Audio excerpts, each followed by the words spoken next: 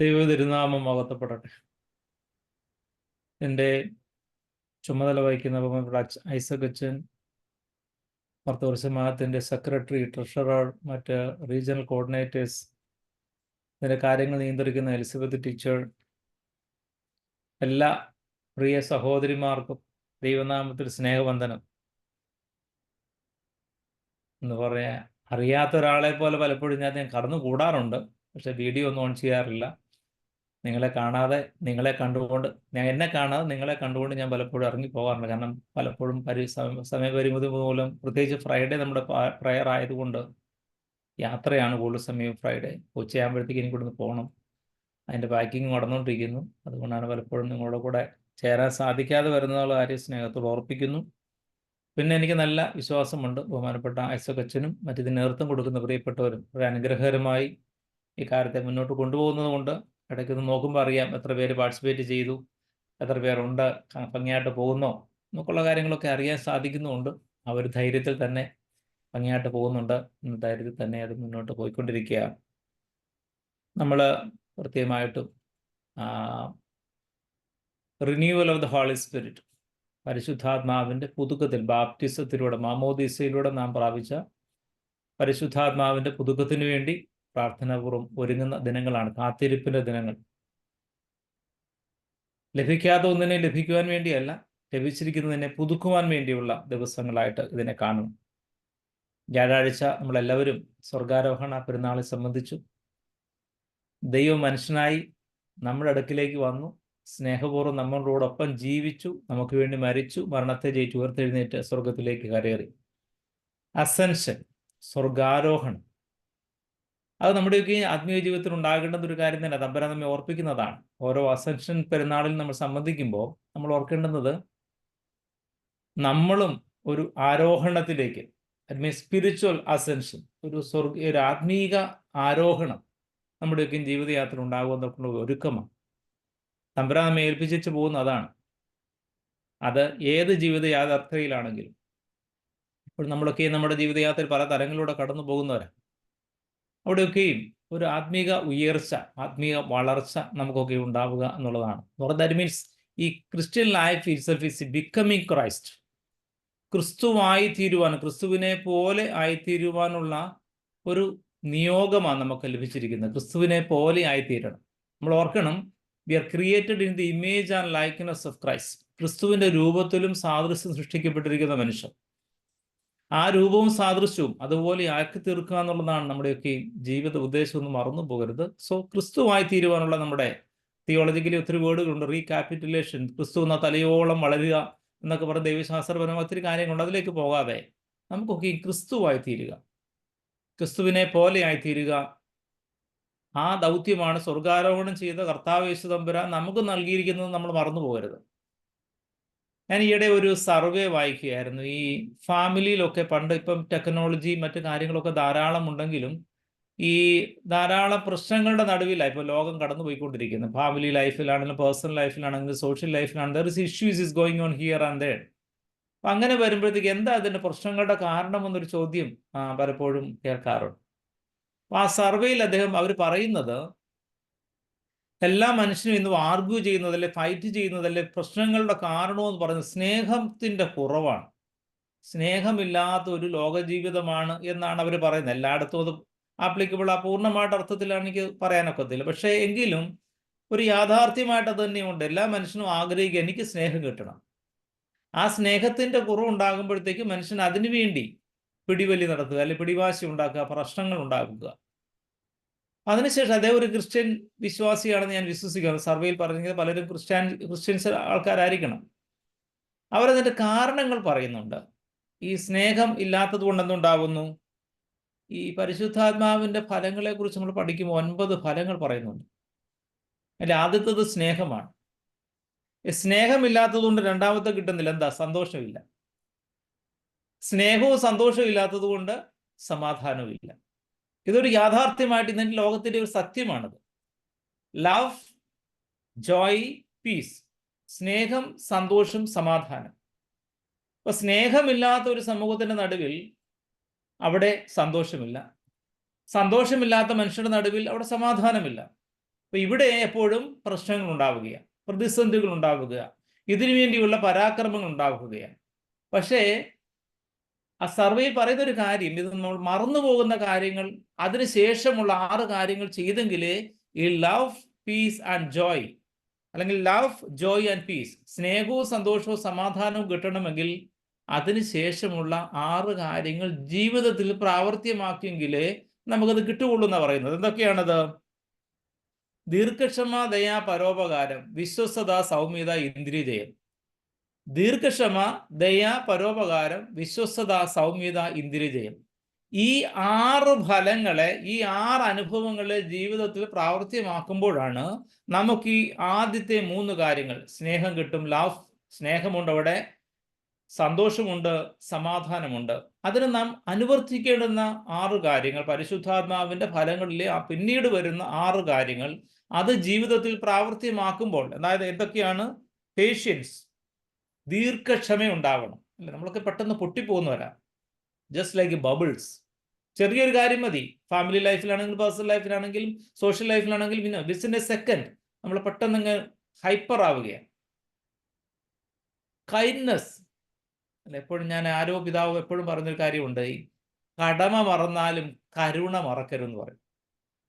കടമ മറന്നാലും കരുണ മറക്കരുത്. കാരണം കരുണ എന്നുള്ളത് തമ്പുരാന്റെ, അല്ലെങ്കിൽ തമ്പുരാൻ നമുക്ക് നൽകിയിരിക്കുന്ന ഏറ്റവും അടിസ്ഥാനം കൈൻഡ്നസ്, കമ്പാഷൻ, അല്ലെങ്കിൽ കരുണ എന്നുള്ളത് ദൈവിക സ്വഭാവമാണ്. ആരെ കണ്ടാലും അവരോട് കരുണ തോന്നുക. ഇന്ന് പലപ്പോഴും നമുക്കൊക്കെ അറിയാം, ഇവിടെ ഇരിക്കുന്ന പലർക്കും അറിയാം, നമ്മളൊരു രോഗം അല്ലെ നമ്മുടെ ഒരു പ്രയാസം പങ്കുവെച്ചു കഴിഞ്ഞാൽ നമുക്ക് പങ്കുവെക്കാൻ മടിയാണ്. മടിയുടെ കാരണം അത് കരുണയോടെ കാണത്തില്ല, മറിച്ച് അതിനെ നേരെ തിരിച്ചൊരു അനുഭവത്തിൽ കാണുന്ന ഒരു ചിന്താഗതി നമ്മുടെ മനസ്സിൽ വല്ലാതെ വളരുന്നത് കൊണ്ട് ഇത് നമ്മൾ പങ്കുവെക്കാറില്ല. ഈ കരുണ എന്നുള്ളത് അത് തമ്പുരാൻ നമുക്ക് നൽകിയിരിക്കുന്ന ഏറ്റവും വലിയ സന്ദേശവും തന്നെയാണ്. കടമകളൊക്കെ പലതും മറന്നുപോയെങ്കിലും കരുണ മറക്കരുതെന്ന് പറയുന്നതിന്റെ കാരണം അതാണ്. കൈൻഡ്നസ് അത് പ്രധാനമായിട്ടുള്ളതാണ്. Generosity, faithfulness and gentleness. ഈ 6 കാര്യങ്ങൾ പ്രാപിക്കാൻ കൊണ്ട് സാധിക്കുമ്പോൾ സ്നേഹവും സന്തോഷവും സമാധാനവും നമ്മുടെ ജീവിതയാത്രയിൽ ഉണ്ടാവും. അപ്പോഴാണ് നമ്മൾ പെന്തിക്കോസ്തി പെരുന്നാളിന് വേണ്ടിയുള്ള ഒരുക്കത്തിന്റെ ദിനങ്ങളെ പ്രത്യേകമായിട്ട് ഓർക്കേണ്ടുന്നത്. പരിശുദ്ധാത്മാവിനെ മാമോദീസയിലൂടെ പ്രാപിച്ച വിശ്വാസികളാണ് നമ്മൾ ഓരോരുത്തരും. ഈ പരിശുദ്ധാത്മാവിന്റെ സാന്നിധ്യം ഉള്ളിലുണ്ടെങ്കിൽ ഈ 9 ഫലങ്ങളും ഉണ്ടാവണം, അത് ലഭിക്കും. അല്ലെങ്കിൽ സ്നേഹമുണ്ടാവും, സന്തോഷമുണ്ടാവും, സമാധാനമുണ്ടാവും. ഈ 3 ഫലങ്ങൾ അത് അടിസ്ഥാനപരമായി ഈ സ്വഭാവം നമ്മുടെ ജീവിതത്തിൽ അല്ലെ അതനുഭവിക്കാൻ സാധിക്കുന്നില്ല എങ്കിൽ നമ്മൾ ഓർത്തിരിക്കണം, എവിടെയോ എന്തോ ഇച്ചിരി പ്രശ്നങ്ങളൊക്കെ തുടങ്ങിയിട്ടുണ്ട്. സ്നേഹമില്ലേ, സ്നേഹം കിട്ടുന്നില്ലേ, സ്നേഹം കൊടുക്കാൻ കഴിയുന്നില്ലേ, സന്തോഷമില്ലേ, സമാധാനമില്ലേ. ഓർത്തുകൊള്ളുക, ആത്മാവിന്റെ സാന്നിധ്യം എത്രമാത്രം ഉള്ളിന്റെ ഉള്ളിൽ ഉണ്ട് എന്നുള്ളത് നമ്മോട് തന്നെ ചോദിച്ചു നോക്കണം. പരിശുദ്ധനായ പൗലോസ് ശ്ലീഹ റോമർക്ക് എഴുതിയ ലേഖനത്തിൽ 8-ാം അധ്യായത്തിലാണ്. അതിന്റെ 5ഉം 6ഉം വാക്യങ്ങളൊന്ന് വായിച്ചു നോക്കി നമുക്ക് അവിടെ അറിയാം. 5ഉം 6ഉം വാക്യം: ജഡസ്വഭാവമുള്ളവൻ ജഡത്തിനുള്ളതും ആത്മസ്വഭാവമുള്ളവർ ആത്മാവിനുള്ളതും ചിന്തിക്കുന്നു. ജഡത്തിന്റെ ചിന്ത മരണം, ആത്മാവിന്റെ ചിന്തയോ ജീവനും സമാധാനവും തന്നെ. ക്ലിയർ അല്ലേ? റോമാലേഖനം 8-ാം അധ്യായം 5ഉം 6ഉം വാക്യങ്ങൾ ഒന്ന് വായിച്ചു കഴിഞ്ഞാൽ വളരെ വ്യക്തമായി പൗലോസ് ശ്ലീഹ പറയാണ്, ആരാണ് ഫിസിക്കൽ ഒരു കാർണൽ മാൻ, ജഡീക മനുഷ്യൻ, ആരാണ് സ്പിരിച്വൽ മാൻ, ആരാണ് ആത്മീക മനുഷ്യൻ. ജഡീക മനുഷ്യരുണ്ട്, ആത്മീക മനുഷ്യരുണ്ട്. നമ്മൾ ജഡത്തിനുള്ളൂ ചിന്തിച്ചാൽ, അത് ഈ പറഞ്ഞ അവസാനത്തെ കാര്യങ്ങളാണ്. എന്താ പറയുന്നത്, ഈ ചില സ്വഭാവങ്ങൾ നമ്മൾ മാറ്റിയെടുത്തില്ലെങ്കിൽ ജഡത്തിന്റെ ചിന്തയായിട്ട് കടന്നു പോകുന്നു വരാം. ആത്മാവിന്റെ ചിന്തകൾ. ഇന്ന് ഞാൻ ഈ ലോകത്തോട് നമ്മുടെ ആൾക്കാരോടൊക്കെ പറയാറുണ്ട്, നമ്മുടെ ഇപ്പൊ ഈ ദേവാലയത്തിൽ വന്നാലും കുടുംബത്തിലാണെങ്കിലും we are all speaking from our brain, not from the heart. ഈ ബ്രെയിനിൽ നിന്ന് നമ്മളിപ്പോൾ എല്ലാവരും സംസാരിക്കുന്നത് ഒത്തിരി ഫിലോസഫിക്കലി, തിയററ്റിക്കലി, റാഷണലി, ഫിലോസഫിക്കലി, ഇതെല്ലാം ധാരാളം സംസാരിക്കുന്നവരാണ് നമ്മളെല്ലാവരും. ബട്ട് നമ്മളെല്ലാം മറന്നു പോകുന്നൊരു കാര്യമുണ്ട്, we have to speak from our heart. ഹൃദയത്തിൽ നിന്ന് സംസാരിക്കാൻ കൊണ്ട് സാധിക്കുന്ന ഒരു ജീവിതാനുഭവം, അത് ഈ ആത്മാവിന്റെ ഫലങ്ങളിൽ നിന്നുള്ള ഒരു പ്രത്യേകത, ഒരു സ്വഭാവമാണ്. ഈ പരിശുദ്ധാത്മാവിന്റെ പുതുക്കുന്നതിന് വേണ്ടി നമ്മൾ എല്ലാവരും ഒരുങ്ങുമ്പോൾ നമ്മുടെ ഉള്ളിലേക്കൊന്ന് നോക്കണം. നമ്മുടെ ആത്മാവിൽ നിന്നുള്ള സംസാരം, ഹൃദയത്തിൽ നിന്നുള്ള സംസാരം അത് ആത്മീയതയിലുള്ള അടിസ്ഥാനമാക്കിയുള്ള ഒരു സംസാര രീതിയാണോ എന്നുള്ളത് നോക്കണം. അതാണ് ഈ പൗലോസ്ലീഹ നമ്മെ ഓർപ്പിക്കുക, റോമാലേഖനം 8-ാം അധ്യായത്തിൽ ഓർപ്പിക്കുന്നത്. ജഡത്തിന്റെ മനുഷ്യരാണോ ആത്മീയതയുടെ മനുഷ്യരാണോ? ജഡത്തിന്റെ മനുഷ്യരാണെങ്കിൽ അതിന് ഒത്തിരി പ്രശ്നങ്ങളുണ്ട്. ജഡീക സ്വഭാവമുള്ളവരായി മാറുന്ന അവരുടെ സ്വഭാവങ്ങളെ കുറിച്ച് കുറേ പൗലോസ്ലീഹ ഗലാത്യ ലേഖനത്തിൽ പറയുന്നുണ്ട്. അത് നമുക്കറിയാവുന്ന കാര്യം, ഞാൻ അത് വീണ്ടും ഓർപ്പിക്കുന്നില്ല. പക്ഷെ ആത്മാവിന്റെ സ്വഭാവമുള്ളവരായി ജീവിതത്തെ കൊണ്ട് സാധിക്കുക. അവിടെ അതുകൊണ്ട് തന്നെ എഫേസ്യ ലേഖനത്തിൽ വീണ്ടും പൗലോസ്ലീഹ നമ്മെ ഓർപ്പിക്കുന്ന ചില കാര്യമുണ്ട്. Works of the human being, പ്രവൃത്തികൾ എന്നൊരു ഭാഗമുണ്ട്. അത് കുറേ ഭാഗത്ത് പൗലോസ്ലീഹ ഓർപ്പിക്കുന്നുണ്ട്. രണ്ട് രീതിയിലുള്ള വർക്ക്സ് ഉണ്ട്, രണ്ട് രീതിയിലുള്ള പ്രവൃത്തികളുണ്ട്. ഒന്ന് ഡെഡ് വർക്ക്സും മറ്റൊന്ന് ലിവിങ് വർക്ക്സും ഓർ സ്പിരിച്വൽ വർക്ക്സും. ജീവനില്ലാത്ത പ്രവൃത്തിയുണ്ട്, ജീവനുള്ള ആത്മീക ശക്തിയുള്ള പ്രവർത്തനങ്ങളുമുണ്ട്. അത് ജീവനുള്ള പ്രവർത്തികൾ എന്തൊക്കെയാണെന്ന് നമുക്കറിയാം. ആത്മീക ശക്തി ഇല്ലാത്ത പ്രവർത്തനം എന്നാണെന്നറിയാം. നമ്മളൊക്കെ ഈ ചെയ്യുന്ന കാര്യങ്ങൾ പലപ്പോഴും through words, deeds or action, വാക്കുകൾ കൊണ്ടും ചിന്തകൾ കൊണ്ടും പ്രവർത്തനങ്ങൾ കൊണ്ടും നമ്മളൊക്കെ ചെയ്യുന്ന അനേക കാര്യങ്ങളുണ്ട്. അത് ജീവനുള്ളതാണോ, ആത്മീക സാന്നിധ്യമുള്ളതാണോ എന്നുള്ളത് നമ്മളൊന്ന് ഇടയ്ക്കിടയ്ക്ക് ചിന്തിച്ച് നോക്കേണ്ട ആവശ്യമാണ്. ഡെഡ് വർക്ക്സ് ധാരാളം നമുക്ക് വളരെ എളുപ്പമാണ് അത് ചെയ്യാൻ, ആർക്കും ചെയ്യാൻ സാധിക്കും. പക്ഷെ ആത്മീകമായ മനുഷ്യൻ എപ്പോഴും ആത്മാവിന്റെ ആത്മീക സാന്നിധ്യമുള്ള ലിവിങ് വർക്ക്സ്, പരിശുദ്ധാത്മാവ് എപ്പോഴും ജീവനെ കൊടുക്കുന്നതാണ്. ജീവനെ കൊടുക്കുന്നതാ പരിശുദ്ധാത്മാവ്. അല്ലെങ്കിൽ നമുക്ക് ആദ്യത്തെ ഈ ക്രിയേഷൻ സ്റ്റോറി തൊട്ട് ഇങ്ങോട്ട് നോക്കി നമുക്കറിയാം, പരിശുദ്ധാത്മാവിന്റെ സാന്നിധ്യം എന്ന് പറയുന്നത് ജീവനെ കൊടുക്കുന്നതാ, മരണത്തെ കൊടുക്കുന്നതല്ല, നിരാശയെ കൊടുക്കുന്നതല്ല, നാശത്തെ കൊടുക്കുന്നതല്ല. അത് ആത്മാവിനെ കൊടുക്കുന്നതാ, ജീവനെ കൊടുക്കുന്നതാ, സന്തോഷത്തെ കൊടുക്കുന്നതാ, സമാധാനത്തെ കൊടുക്കുന്നതാ, പ്രത്യാശയെ കൊടുക്കുന്നതാ. ആ ആത്മാവിന്റെ ജീവനെ നാം പ്രാപിക്കണം. അത് മറ്റുള്ളവർക്ക് പകർന്നു കൊടുക്കാൻ കൊണ്ട് സാധിക്കണം. എവിടെങ്കിലും ആരെങ്കിലും ഒക്കെ ആത്മാവിന്റെ കൂട്ടായ്മ എന്നൊക്കെ പറഞ്ഞ് അങ്ങനെ പോകാനുള്ളതല്ല. അത് പെരിഫറലാണ്, പുറമേ ഉള്ളതാണ്. മറിച്ച് ആത്മാവിന്റെ സാന്നിധ്യം എന്ന് പറഞ്ഞാൽ അത് സൗമ്യതയും വിനയവും ശാന്തതയും ഒക്കെ അനുഭവിച്ചുകൊണ്ട് മറ്റുള്ളവരിലേക്ക് ഈ സമാധാനത്തിന്റെ സന്ദേശം, സ്നേഹത്തിന്റെ സന്ദേശം പകർന്നു നൽകാൻ തക്കൊണ്ട് സാധിക്കുമ്പോഴാണ്. നമ്മളൊക്കെ പറയാറുണ്ട്, ഞാൻ ഉപവസിക്കുന്നുണ്ട്, പ്രാർത്ഥിക്കുന്നുണ്ട്, ദാനധർമ്മങ്ങൾ ചെയ്യുന്നുണ്ട്. ഞാനിപ്പം കഴിഞ്ഞ ദിവസം കണ്ടപ്പോഴത്തേക്ക് ഒരു വീഡിയോ കാണുകയായിരുന്നു. വഴിയറമ്പിരിക്കുന്ന ഒരു പാവപ്പെട്ട മനുഷ്യനാണ്. ആ പാവപ്പെട്ട മനുഷ്യൻ വിശന്നിരിക്കുകയാണ്. ഇങ്ങനെ കൈനീട്ടി എല്ലാവരോടും ആഹാരം ചോദിച്ചു വയ്ക്കുക. അപ്പോൾ 2-3 പേർ അടുത്ത കടയിൽ നിന്നൊരു പൊതി വാങ്ങിച്ച് ആ മനുഷ്യന്റെ കൈ കൊണ്ട് കൊടുത്തിട്ട് ഈ 3 പേരും അദ്ദേഹത്തിന്റെ പുറകിൽ നിന്നിട്ട് എന്ത് ചെയ്യുക, വലിയൊരു ഫോട്ടോ എടുത്തിട്ട് ഫേസ്ബുക്കിൽ പോസ്റ്റ് ചെയ്യുക. അത് ജഡത്തിന്റെ പ്രവൃത്തിയാണ്, ഡെഡ് വർക്ക്സ് ആണ്, ആത്മാവിന്റെ പ്രവൃത്തിയല്ല.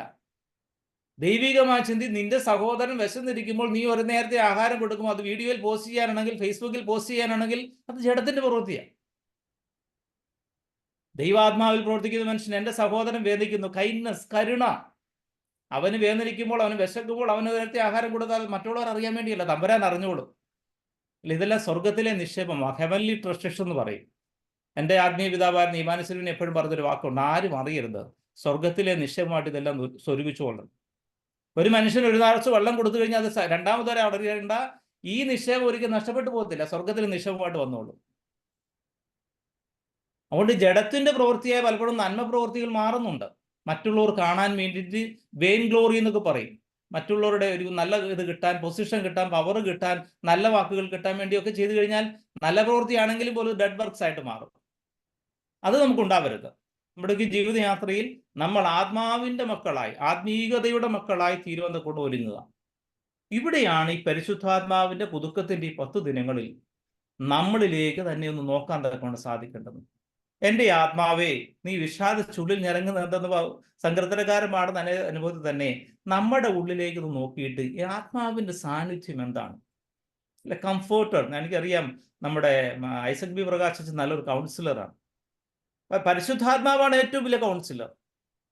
എല്ലാത്തിനും ആശ്വാസപ്രദനായി, സൗഖ്യദായകനായി, സന്തോഷപ്രദനായി നമ്മോടുകൂടെയുള്ള ബാല്യത്തിലെ നമ്മുടെ മാതാപിതാക്കൾ നമുക്ക് നൽകിയ പരിശുദ്ധാത്മാവിന്റെ ആലയമായിട്ട് നമ്മുടെ ശരീരത്തെ കൊണ്ടുകിടക്കുന്നെങ്കിൽ അവിടെ ഈ ആത്മാവിന്റെ സാന്നിധ്യം നഷ്ടപ്പെട്ടു പോകുന്ന അനുഭവങ്ങൾ ഏതൊക്കെയെന്ന് നമ്മൾ ഇതൊന്ന് നോക്കണം. ഈ ആത്മാവിന്റെ ഫലങ്ങളെ ഒന്ന് പഠിച്ചാൽ മതി. ഇതിൽ എവിടെയാണ് എനിക്ക് നഷ്ടമായത്? ആദ്യത്തെ 3 കഴിഞ്ഞ് പിന്നെയുള്ള 6 ഒന്ന് നോക്കണം.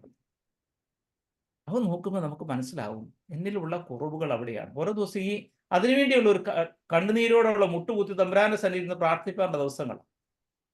പരിശുദ്ധാത്മാവിന് വേണ്ടി കൈകളെ മറത്തി കണ്ണുകളെ ഉയർത്തി പ്രാർത്ഥിക്കുമ്പോൾ, ആത്മാവെ നീ സജീവമാകണമേ, നിന്റെ സാന്നിധ്യം എന്നിൽ പുതുതാക്കണമേ, പരിശുദ്ധാത്മാവെ ശക്തി പകർത്തണമേ എന്ന് പറഞ്ഞൊക്കെ പാട്ടൊക്കെ പാടാറുണ്ട്. പക്ഷെ പരിശുദ്ധാത്മാവിന്റെ ശക്തി യഥാർത്ഥമായി പ്രാപിക്കണം. അവിടെ ഒരു കാര്യം പ്രത്യേകമായിട്ട് ഓർത്തിരിക്കണം. പരിശുദ്ധാത്മാവിന്റെ ഭക്ഷണം എന്ന് പറഞ്ഞാൽ വിശുദ്ധ കുർബാനയും പ്രാർത്ഥനയും കണ്ണുനീരുമാണ്. Fasting is the feasting of the soul. ആത്മാവിന്റെ ഭക്ഷണമാണ് ഉപവാസം എന്ന് പറയും. ഹോളി കുർബാന or the body and blood of Christ is the food of our soul. വിശുദ്ധ കുർബാന ആത്മാവിന്റെ ഭക്ഷണമാണ്. അവള് കുർബാന അനുഭവിച്ചു, ഇവനും കുർബാന അനുഭവിച്ചു, ഞാനും പോയി കുർബാന അനുഭവിക്കുക വേണ്ട. എല്ലാവരും കുർബാന അനുഭവിക്കുന്നതുകൊണ്ട് ഞാൻ മാറി നിന്ന തെറ്റൊന്നുമില്ല. ഒരുങ്ങി വന്ന് ആത്മാവിന്റെ ഒരുക്കത്തോടുകൂടി വന്ന് വിശുദ്ധ കുർബാന അനുഭവിക്കണം. അല്ലെങ്കിൽ അത് ദോഷമാണ്. ശരീരത്തെ ക്ഷീണിപ്പിക്കും, ശരീരത്തിന് രോഗമുണ്ടാവും. അതുകൊണ്ട് ഈ ആത്മാവിന്റെ ദിനങ്ങൾ പ്രത്യേകമായിട്ട് ഓർത്തിരിക്കണം. എൻ്റെ ആത്മാവിന്റെ സജീവതയ്ക്കായി ഞാൻ കൊടുക്കുന്ന ആഹാരമാണ് വിശുദ്ധ കുർബാന. എൻ്റെ ആത്മാവിന്റെ സജീവതയ്ക്ക് വേണ്ടി ഞാൻ അറ്റൻഡ് ചെയ്യുന്ന വിശുദ്ധ കുർബാന ആരാധനയെ ഞാൻ സംബന്ധിക്കുന്നു. ആരാധനയും നിരന്തരമായ പ്രാർത്ഥനയും ഞാൻ പങ്കാളിയാവുന്നു. അതിലൂടെ എൻ്റെ ആത്മാവിന്റെ സജീവത ഈ ഫലങ്ങളെ പുറപ്പെടുവിച്ചുകൊണ്ട് ദൈവികമായ ജീവിപ്പത്തെ കൊണ്ട് ഒരുക്കത്തിന്റെ ദിനങ്ങളായി മാറ്റപ്പെടണം. ഇത് മറന്നു പോകാതെ ഓരോ ദിനവും നമ്മുടെ ദിവസങ്ങൾ ഉണ്ടാകണം. പെന്തിക്കോസ്തി പെരുന്നാളിന്റെ ശുശ്രൂഷ വളരെ ദീർഘമാണ്. എന്താ വേറെ ഉദ്യോഗം? പ്രാർത്ഥിക്കണം. Unceasing prayer. പ്രേ അൺസീസിംഗ്ലി, നിരന്തരമായി പ്രാർത്ഥിക്കുക. അതാണ് തമ്പുരാൻ നമുക്ക് നൽകിയിരിക്കുന്ന ദൗത്യം. ബാക്കി എത്രയൊക്കെ ചെയ്താൽ എന്താ? Fall on a sudden within a second we are living from this world. എത്രയൊക്കെ ഒരുക്കി വെച്ചാലും, എത്രയൊക്കെ പണ്ഡിതനാണ്, ധനികനാണെന്നൊക്കെ പറഞ്ഞാലും, നമ്മളൊക്കെ ആരൊക്കെയാന്ന് പറഞ്ഞാലും നമ്മുടെയൊക്കെ ജീവിതം വെറും ഒരു കുമിളയാണെന്ന് ഓർത്തിരിക്കണം. അവിടെ നമ്മുടെ ജീവിതത്തിലെ ഈ ഒരു തമ്പുരാന്റെ സന്നിധിയിൽ എത്ര നേരം ചെലവഴിക്കാൻ സാധിച്ചു, അതേ ഉള്ളൂ നിക്ഷേപം. ബാക്കിയൊക്കെ ഇവിടെ ഇട്ടിട്ട് പോകണമെന്നേ. എത്ര വലിയ ജോലിയാണെങ്കിലും, എത്ര വലിയ കാറുണ്ടെങ്കിലും, എത്ര വീടുണ്ടെങ്കിലും, എത്ര വലിയ ആളാരെന്ന് പറഞ്ഞാലും തീർന്നു. മെമേ അവസാനം മൊബിറ്ററി കോളിനകത്ത് ഒരു കോളം എഴുതാം, ഇന്നൊക്കെ ആയിരുന്നെന്ന്. പക്ഷേ do we have treasures in heaven? സ്വർഗത്തിൽ നിക്ഷേപമുണ്ടോ? ആ സ്വർഗത്തിലെ നിക്ഷേപം എന്ന് പറഞ്ഞാൽ ആത്മാവിന്റെ നിക്ഷേപങ്ങളാണ്. ആത്മാവിന്റെ ഫലങ്ങളെ പുറപ്പെടുവിച്ച് ആത്മീകമായ നിക്ഷേപത്തെ പ്രാപിക്കുക എന്നുള്ളതാണ് അതിന്റെ പ്രധാന ഉദ്ദേശം. അതുകൊണ്ട് പ്രിയ സഹോദരങ്ങളെ, ദീർഘമായ ഒരു പ്രഭാഷണമില്ല. ഈ പെന്തിക്കോസ്തി നാളിൽ നമുക്ക് നമ്മളിലേക്ക് തന്നെ ഒന്ന് നോക്കണം. ശാന്തമായി ഒന്നിരിക്കണം. അത് വളരെ അത്യാവശ്യമാണ്. വളരെ അത്യാവശ്യമാണ്. അപ്പോൾ നേരങ്ങളിലൊന്ന് ശാന്തമായിരിക്കണം. മറ്റെല്ലാ ചിന്തകളിൽ നിന്നും മാറിയിട്ട് ഉള്ളിൻ്റെ ഉള്ളിലേക്കൊന്ന് നോക്കണം. അവിടെ പ്രകാശമുണ്ടോ? ഉള്ളിൽ ആ പ്രകാശമുണ്ടോ? ആത്മാവിന്റെ സാന്നിധ്യം, അത് പ്രകാശമാണ്. ആത്മാവിന്റെ സാന്നിധ്യം എന്ന പ്രകാശമാണ്. ലൈറ്റ്, ഡിവൈൻ ലൈറ്റ്, സ്വർഗീയ പ്രകാശം എന്ന് പറയും. ഒരു വലിയ ഏത് അന്ധകാരത്തിന്റെ നടുവിൽ നമ്മെ പ്രകാശിപ്പിക്കുന്ന വലിയ സാന്നിധ്യമാണ്. എവിടെ ഏത് അന്ധകാരത്തിനടുക്ക് പൊക്കോ, എത്ര നിരാശ ഉണ്ടായിക്കോട്ടെ, പ്രതിസന്ധി ഉണ്ടായിക്കോട്ടെ, അതിന്റെ നടുവിൽ ശക്തിയായി എന്നെ നിൽക്കുന്നത് ആത്മാവിന്റെ സാന്നിധ്യമാണ്. ആ ആത്മാവിന്റെ സാന്നിധ്യം ഉള്ളിൻ്റെ ഉള്ളിലുണ്ടോ എന്ന് ഇടയ്ക്കിടയ്ക്കൊന്ന് നോക്കണം. എല്ലാ ദിവസവും വൈകുന്നേരം അല്പനേരം ഒന്ന് ഇരിക്കണം. ഈ പെന്തിക്കോസ്തി കാത്തിരിപ്പിനാൾ മാത്രമല്ല, അവിടെ കറകളോ ചുരുക്കങ്ങളോ വല്ലതും ഉണ്ടെങ്കിൽ അതിനെ ഒന്ന് കഴുകിക്കളയണം. അതാ പറയും ബാപ്റ്റിസം ഓഫ് ടീയേഴ്സ് എന്ന് പറയും. കണ്ണുനീരിന്റെ മാമോദീസി എന്ന് പറയും. അതാ കുമ്പസാരം. ഈ നാളുകളിൽ കണ്ണുനീരിന്റെ മാമോദീസ ഉണ്ടാവണം. കണ്ണുനീരുകൾ കൊണ്ട് നമ്മുടെ പാപങ്ങളെ ധാരധാരയായി ഒഴുകി, അതുകൊണ്ട് പാപങ്ങളെ കഴുകിക്കളഞ്ഞ് അതിനെ വീണ്ടും ഊതി കത്തിക്കുക എന്ന് പറയില്ല. നമ്മുടെ പ്രത്യേകിച്ച് അമ്മമാർ മാത്രമുള്ള സ്ഥലമാണ്. അതുകൊണ്ട് വ്യക്തമായിട്ട് അറിയാം. നമ്മുടെ വീടുകളിലൊക്കെ ഊതി കത്തിക്കുക എന്ന് പറയും. ചാരം മൂടി കിടക്കുന്നതിനെ ഊതി കത്തിക്കുക. അപ്പൊ ഈ ചാരം മൂടി കിടക്കുന്ന ഈ ആത്മാവിനെ ഒന്ന് ജ്വലിപ്പിക്കുവാൻ, പരിശുദ്ധാത്മാവെ എന്നിൽ ജ്വലിക്കണമേ എന്ന് പ്രാർത്ഥനയുണ്ട്. പരിശുദ്ധ പെന്തിക്കോസ്തി പെരുന്നാളുണ്ട്. ജ്വലിപ്പിക്കണമേ. That means lightens or brightens in my heart. ഉള്ളിൻ്റെ ഉള്ളിൽ അതിനെ ഒന്ന് ജ്വലിപ്പിക്കുവാൻ, പ്രകാശിതമാക്കുവാൻ എന്നെ സഹായിക്കണമെന്ന് പ്രാർത്ഥന. ഈ 10 ദിനങ്ങൾ, ഇനി 10 ദിനങ്ങളൂടെ ഇല്ല, ഇനി 8 ദിനങ്ങളുടെ ഉള്ളൂ. ഈ ദിനങ്ങളിൽ പ്രാർത്ഥനാപൂർവ്വം ഉള്ളിൻ്റെ ഉള്ളിലേക്കൊന്ന് നോക്കി പരിശുദ്ധാത്മാവിനെ ശക്തീകരിക്കണമേ. അവിടെ നമുക്ക് ലഭിക്കും സ്നേഹം. ലഭിക്കുവാനല്ല, അത് കൊടുത്തു കഴിഞ്ഞാൽ അതുകൊണ്ടുണ്ടാകുന്നൊരു സ്നേഹമുണ്ട്. സ്നേഹം കൊടുക്കുമ്പോൾ അമ്മ തൻ്റെ ജീവനെ കൊടുത്ത ഓരോ കുഞ്ഞുങ്ങൾക്കും ജന്മം നൽകി വളർത്തുന്നത്, അതിൽ അമ്മയ്ക്കൊരു സന്തോഷമുണ്ട്. ആ സാക്രിഫൈസിൽ അമ്മ സന്തോഷിക്കുന്നുണ്ട്, അല്ലേ? കുഞ്ഞ് കരയുമ്പോഴും അമ്മ ചിരിക്കും. പ്രസവിച്ച് വീഴുന്ന കുഞ്ഞിനെ കണ്ട് അമ്മ ചിരിക്കാറുണ്ട്. കുഞ്ഞ് നിലവിളിച്ച് കരയുമ്പോഴും അമ്മ ചിരിക്കും. കാരണം അമ്മയുടെ ഒരു യാഗത്തിൻ്റെ പൂർണ്ണത അവിടെ വരുന്നു. അതിനുശേഷം തൻ്റെ ജീവരക്തം ഊറ്റിക്കൊടുത്ത് അമ്മ കുഞ്ഞിനെ വളർത്തുകയാണ്. അവിടെ അമ്മയ്ക്ക് സന്തോഷമാണ്. എന്ന് പറഞ്ഞതുപോലെ തന്നെ ജീവിതയാത്രയിൽ ആത്മീയതയിലെ വളരെ അടിസ്ഥാന തത്വമാണ്. അതുകൊണ്ട് അമ്മമാരെ കരുണയുടെ ഉറവിടം എന്നൊക്കെ നമ്മൾ പറയാറുള്ള മാതാവിനെ കുറിച്ച് പറയുമ്പോഴത്തേക്ക് കരുണയുടെ ഉറവിടമാണ് അമ്മ എന്ന് പറയുന്നതിന് കാരണം അതാ. ആ കരുണയുടെ അടിസ്ഥാന ഭാവങ്ങൾ ഉള്ളത് കൊണ്ടാണ്. ഈ സ്നേഹം പകർന്നു നൽകി ലഭിക്കുവാൻ വേണ്ടി മാത്രം നോക്കാതെ പകർന്നു നൽകി അതിലൂടെ സ്നേഹം അനുഭവിച്ച് സന്തോഷവും സമാധാനവും അനുഭവിച്ച് ഈ ബാക്കിയുള്ള 6 കാര്യങ്ങൾ ജീവിതത്തിൽ പ്രാവർത്തികമാക്കിക്കൊണ്ട് ജീവിപ്പാൻ തക്കൊണ്ട് ഒരുക്കുവാൻ വേണ്ടിയുള്ള നല്ല ഒരുക്കത്തിൻ്റെ നല്ല കാത്തിരിപ്പിൻ്റെ ദിനങ്ങളായി ഈ 10 ദിനങ്ങൾ ഒരുങ്ങി പെന്തിക്കോസ്തിയുടെ പെരുന്നാളിൽ അവിടെ ചെന്ന് പരിശുദ്ധാത്മാവേ, നിന്റെ ശക്തി എനിക്ക് തരണമേ, നീ എന്നെ ജ്വലിപ്പിക്കണമേ, നിന്റെ സാന്നിധ്യത്തിൽ പ്രത്യാശയോടെ ഏത് നിരാശയുടെ കാലത്തിലും നിന്റെ പ്രകാശം എന്നിൽ ഉണ്ടാകണമെന്ന് പ്രാർത്ഥനാപൂർവ്വം ഒരുങ്ങിക്കഴിയുമ്പോൾ ജീവിതത്തെ ഒരു പരിധി വരെ വലിയൊരു അനുഭവത്തിലൂടെ നമുക്ക് മുന്നോട്ട് ജീവിപ്പാൻ കൊണ്ട് സാധിക്കും. നിരാശകളൊക്കെ ഉണ്ടായെന്ന് വന്നേക്കാം, പക്ഷേ അവിടെ പരിശുദ്ധാത്മാവിൻ്റെ ശക്തി നമുക്ക് വലിയൊരു ആവേശമായി മാറും, അനുഭവമായി മാറും. അങ്ങനെ ഒരു ഒരുക്കത്തിൻ്റെ നാളുകളായി ഈ ദിനങ്ങളെ ഒരുക്കാൻ തക്കോണം സാധിക്കട്ടെ.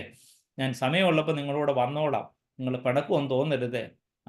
സാഹചര്യം ഇങ്ങനെയൊക്കെ ആയതുകൊണ്ടാണ് വരാത്തതെന്ന് മാത്രം ഓർപ്പിക്കുന്നു. നിങ്ങളുടെ പ്രാർത്ഥനയിൽ ബലഹീനനായ എന്നെ ഓർക്കണം. ഇതിൻ്റെ ശുശ്രൂഷയ്ക്ക് നേതൃത്വം കൊടുക്കുന്ന എല്ലാവരെയും ഒരിക്കൽ കൂടി പ്രാർത്ഥനാപൂർവ്വം ഒരുങ്ങുന്നു. ദൈവം പറയാൻ എല്ലാവർക്കും കൂട്ടായിരിക്കട്ടെ. എല്ലാ കൃപകളും അനുഗ്രഹവും ലഭിക്കട്ടെ. പരിശുദ്ധാത്മാവിൻ്റെ ഫലങ്ങളെ പുറപ്പെടുവിച്ച് ദൈവമനുഷ്യരായി ദൈവമക്കളായി ആത്മാവിൻ്റെ മക്കളായി ജീവിപ്പാൻ തക്കോണം എല്ലാവർക്കും കൃപ ലഭിക്കട്ടെ എന്ന പ്രാർത്ഥനയോടെ വാക്കുകൾ നിർത്തുന്നു. തമ്പുരാൻ നമ്മുടെ എല്ലാവരെയും വാഴ്ത്തി അനുഗ്രഹിക്കുമാറാകട്ടെ. ദൈവതിരുനാമം മഹത്വപ്പെടട്ടെ. അഭിമന്യ തിരുമനസിന്റെ ശ്രേഷ്ഠമായ വാക്കുകൾ നിശ്ചയമായും ഈ കാലഘട്ടത്തിൽ, പ്രത്യേകിച്ച് ഈ പെന്തക്കോസ്ത കാലഘട്ടത്തിലെ കാത്തിരിപ്പിന്റെ സന്തോഷം ഇരട്ടിയാക്കുവാനുള്ളൊരു വലിയ നിർവൃതിയുടെ അനുഭവം കൂടിയായിരുന്നു. How to maintain the spirit empowered life in a Christian without any challenge or without any hurdle. അതിനുവേണ്ടി വേദഭാഗങ്ങൾ കൃത്യമായിട്ട് പിതാവ് പരിചയപ്പെടുത്തിയത് ഗലാത്യ ലേഖനത്തിൽ നമുക്കൊക്കെ ചെറുപ്പം മുതലേ പാട്ട് രൂപത്തിലും പ്രാർത്ഥനാ രൂപത്തിലുമൊക്കെ ആത്മാവിന്റെ ഫലങ്ങൾ എത്രയാണെന്ന് പറഞ്ഞാൽ മിക്കവാറും എല്ലാവരും ചൊല്ലും. പക്ഷേ അത് ഉള്ളിൻ്റെ ഉള്ളിൽ ഉണ്ടോ എന്ന് ചിന്തിക്കുവാൻ നമുക്ക് പലപ്പോഴും സാധ്യതകൾ നഷ്ടപ്പെടാറുണ്ട്. അതിൽ ആദ്യത്തെ 3 നമുക്ക് എല്ലാവർക്കും ആവശ്യമാണെന്ന് തോന്നും. അതാണ് തിരുമേനി ആമുഖ വാക്കിൽ പറയാനായിട്ട് ശ്രമിച്ചത്. സ്നേഹം, സന്തോഷം, സമാധാനം. ഇതെല്ലാവർക്കും എപ്പോഴും ആവശ്യമുള്ള 3 ഘടകങ്ങൾ. എന്നാൽ അതിലേക്ക് നമ്മൾ എത്തണമെങ്കിൽ തുടർന്നുള്ള ഓരോ വാക്കിനെയും കൃത്യമായിട്ട് നമ്മുടെ ഹൃദയത്തിലും ജീവിതത്തിലും ഉണ്ടോ എന്ന് ഉറപ്പിക്കുക. ഇല്ല എങ്കിൽ അത് പുനർക്രമീകരിക്കുക. കുറഞ്ഞു പോയിട്ടുണ്ടെങ്കിൽ അത് വർദ്ധിപ്പിക്കുക. ഈ ഒരു അർത്ഥതലത്തിലാണ് തിരുമേനി ഈ സന്ദേശത്തെ തുടക്കം മുതൽ ഒടുക്കം വരെ ക്രമീകരിക്കാനായിട്ടും നമ്മളോട് സംവേദനം നടത്തുവാനായിട്ടും ഇഷ്ടപ്പെട്ടത്. വളരെ ശരിയായിട്ട് എനിക്ക് കൃത്യമായിട്ടത് തോന്നി. ഈ വാക്കുകൾ പഠിക്കാൻ നമുക്ക് ഏറെ താല്പര്യമാണ്, ഇഷ്ടമാണ്. സ്നേഹം, സന്തോഷം, സമാധാനം. OVBS പാട്ട് പോലും പല പ്രാവശ്യം ഇറങ്ങിയിട്ടുണ്ട്, സ്നേഹം, സന്തോഷം, സമാധാനം. പക്ഷെ അതിലേക്ക് എത്തണമെങ്കിൽ നമുക്ക് ചില ചവിട്ടുപടികൾ ജീവിതത്തിൽ ആവശ്യമുണ്ട്. അതിൽ ഉറച്ചുകൊണ്ട് വേണം നമ്മൾ എത്താനുള്ള ആ ഭാവത്തിലേക്ക് എത്തിച്ചേരുക.